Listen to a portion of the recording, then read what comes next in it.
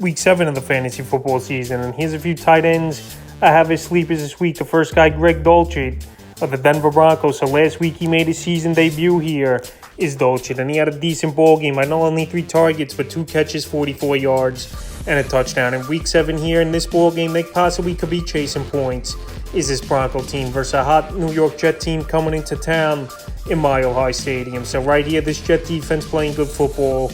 I know their offense hasn't been great, but Breece Hall's running the football well. But Dulcich right now available 90% of fantasy leagues. And another thing to point out here, Albert O was a healthy scratch in this game. So Dulcich already passing him on the depth chart over there in Denver, and putting a touchdown on the board last week helps his chances once again of getting an expanded role. And I have him as a sleeper this week. The next guy, Cade Otton of the Tampa Bay Buccaneers. So right now it looks like Cameron Brate isn't going to play after leaving that ball game on a stretcher after hurting his neck. And Cade Otton, we've seen some flashes from him a few games ago early in the season. Week 4 versus Kansas City, 3 catches, 29 yards.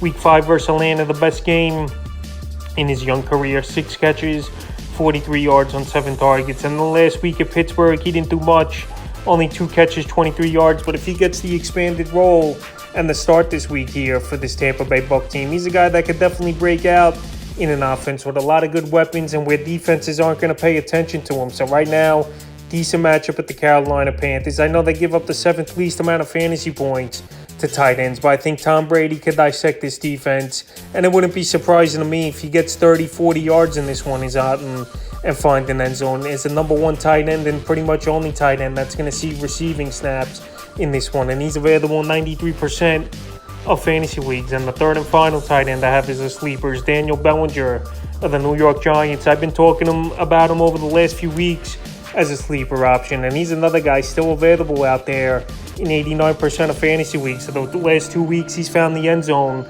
is Bellinger. And this Giant team, they're trying to find guys to make plays, but believe it or not, they're still 5-1 when a limited pass game. Week 4 versus Chicago, 3 catches, 23 yards.